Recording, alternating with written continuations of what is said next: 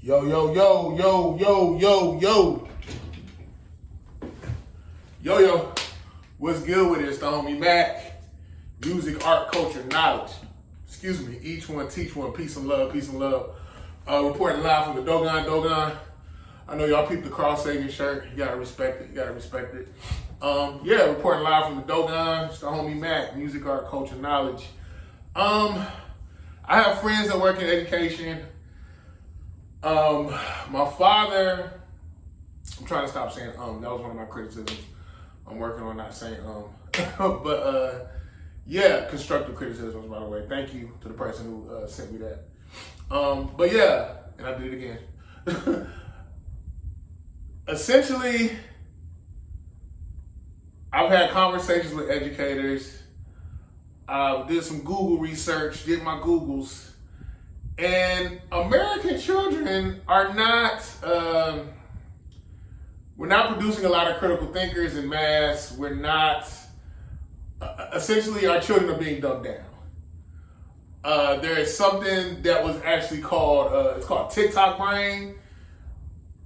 And it is having an adverse impact on the mental health and the neurological progression of children, adolescents, if you will. In essence, what is happening is you have a lot of kids, they're on TikTok. You have neurons in your brain that are wired for like critical thinking, frontal cortex, frontal lobe. There are neurons and infrastructures within your brain that are wired for critical thinking, that are wired for long-term thought. And then you also have neurons that are more about short-term memory, real quick, in and out type thinking, real quick. But what's happening now is with the TikTok, children are actually, their attention span is being shortened because they're living their lives in 15, 20, 30 second, not even 30 second, like 15, 20 second sound bites on their phone, and they're scrolling. And your body produces a neurotransmitter or a hormone called dopamine. It's what makes you feel good. You essentially, with dopamine, you create a reward system. And a lot of these kids, they're having dopamine hits going on TikTok. So long term, these children are becoming addicted to social media. They're becoming addicted to social media, and their critical thinking skills are languishing.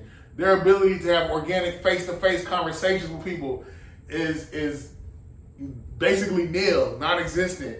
They can't sit and read a book. They can't sit in the classroom and get a lesson because they're living in these 15, 20-second intervals, scrolling, living for a dopamine hit. You have something in your body, something that your brain produces called serotonin, which is like a mood stabilizer. But these children are basically, the serotonin is in low production with a lot of these children because they're turning into zombies, living for that dopamine hit. Let me see what this next video, this next 15, 20 second video, what's the next one? Scrolling. They've created a reward system in their brain that is rewarded highly by short-term, quick things that are very quick. And again, they're struggling sitting in the classroom, they're struggling studying, struggling reading a book, or even sitting and watching a movie. It's scary. So let me get to, I got some notes, got my laptop. Let's get to it.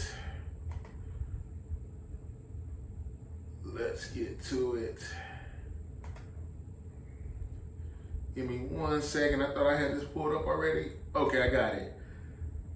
So, this is according to the, can I zoom in on this?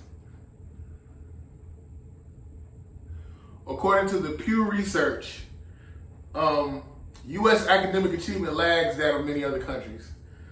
How do U.S. students compare with their peers around the world?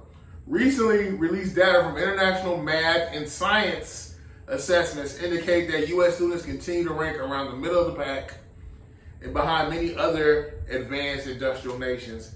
Now, we're living in a global economy, a global market.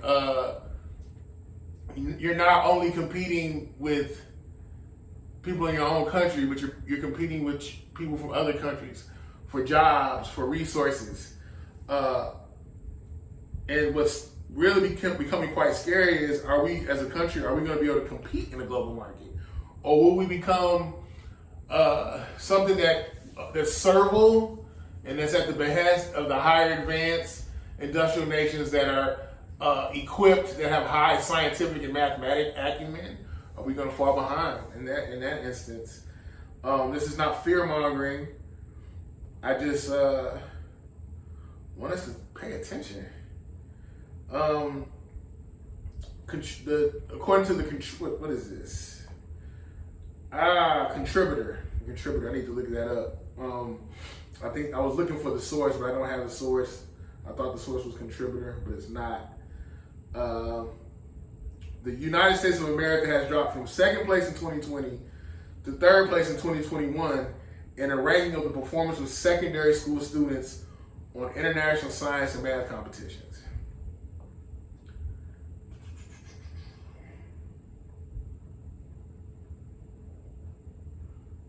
According to Let's Go Learn, well, according to PISA, I don't know exactly what that is, but it sounds like it's essentially some type of education model or metric system organization. According to PISA 2018, the United States scored below the OECD average for math proficiency on a scale of 0 to 1,000. The average score in math proficiency among education systems ranged from 592 in China to 326 in the Dominican Republic, and the U.S. scored 478. The average score was 489. So middle of the pack, but we know with the advent of AI becoming more ubiquitous, we're going to lean more towards a science and math economy. And even beyond that, a lot of our kids are not even reading at grade level. This is not necessarily a black problem. This is not necessarily a race issue, but it's something that's not, it has racial undertones, but it's not mitigated solely. I don't want to say mitigated. It's not solely centered around race, because it has again a ubiquitous effect on this whole country. But they like they say, when America has the cold, Black America has the flu. So yeah, the fact that a lot of black kids are underperforming in math and science and aren't reading at grade level, it does have a more adverse impact on our community. But it reverberates beyond our community. A lot of our kids, irrespective of race, are lagging behind in math and science and literature. Makes you wonder though, why do they even have these competitions with kids? The People's Republic of China ranked first in 2021, and the Russian Federation moved up from third to second place, swapping places with the U.S. The U.S. is followed in the rankings by Taiwan, Singapore, Republic of Korea, Vietnam, Romania, Hong Kong, and Iran. Yeah, it makes you wonder, why are we even having these competitions? But I guess, it's like, as Huey Newton said, existence is violent. Therefore, I exist in that way. We're always competing for resources. It's just the way of science, even like on a subatomic level. You have microscopic organisms competing for space on your face. It's just science. That's just how people exist. We've always been in competition. We have not necessarily lived harmoniously with one another. We've always competed for resources, land, money, what have you. It's just some people would actually counter that and say, well, that's not natural. That's not how it should be. We should all, pretty much the culprit is capitalism, and we should go beyond. We should go beyond competition and live in harmonious, harmonious existence amongst one another. I think that is very idealistic. I don't know if I'll ever live to see it. Maybe society can become so advanced where there is no more poverty and we find equilibrium, equity, justice, balance. But yeah, let me read this one more thing. This is from the homie Carl Sagan, and he wrote the book, The Demon Haunted World. It comes from this book. It comes from that book, this excerpt. Let me read it. But there's another reason science is more than a body of knowledge.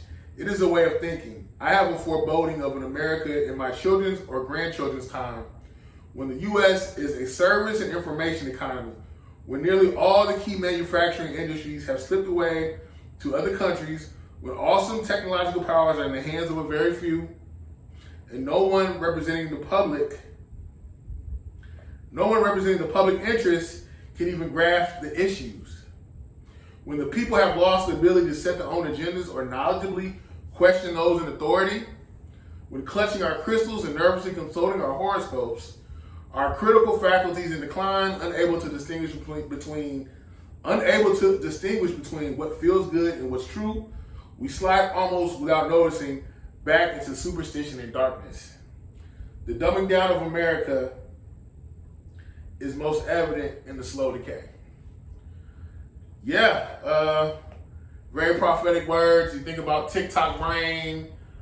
Our education system is definitely it's failing us.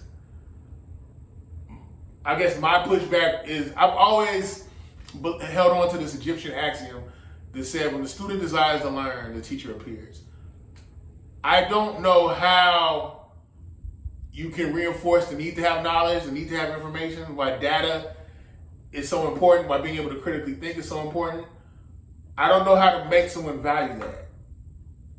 I don't know how, even when I taught school, I did not know how to make children understand, yeah, you don't want to do this, I get it, it's boring,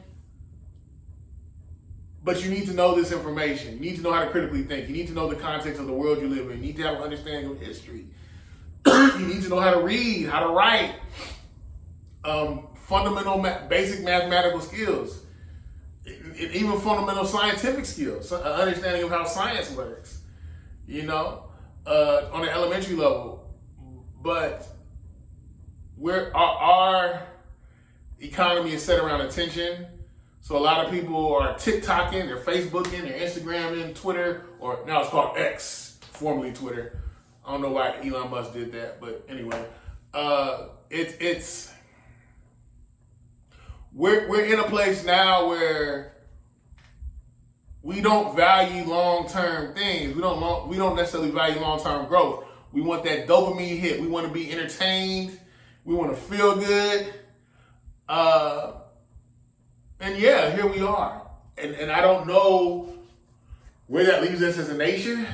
Within the next 5 to 10 years, things are getting real. I read AI Superpowers, China and the Silicon Valley by Kai-Fu Lee. And in that book, he's pretty much saying, look, in China, China, Taiwan, there is a premium placed on education.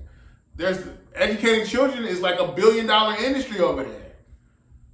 So I'm a firm believer that the Cold War never really ended.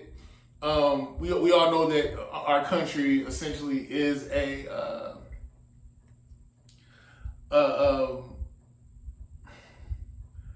militarized colonial power. We have different army bases set up around the world. Even like when it comes to the tech spaces, we're competing, we're fighting. I don't want to use the word fighting. We're competing with our national security in juxtaposition to the national security of other nations.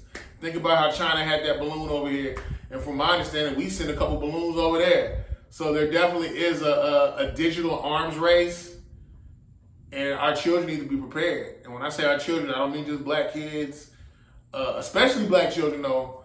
I put a premium on the education of black children, especially black children, but just children in general in our country. We, our primary exports are what? Military weaponry, military arms, in entertainment. You know, and I just don't want to live in a country where we know how to entertain you, but we don't know how to think. We don't know how to preserve ourselves. We do not know how to compete in a global market. That is scary. That is very ominous in every sense of the word. But it's the homie Mac, man. Each one teach one, peace and love. Thumbs up, give me the likes. Thumbs up, give me the likes. I'm not signing out from the Dogon, signing out from the Dogon. Are American kids dumb AF?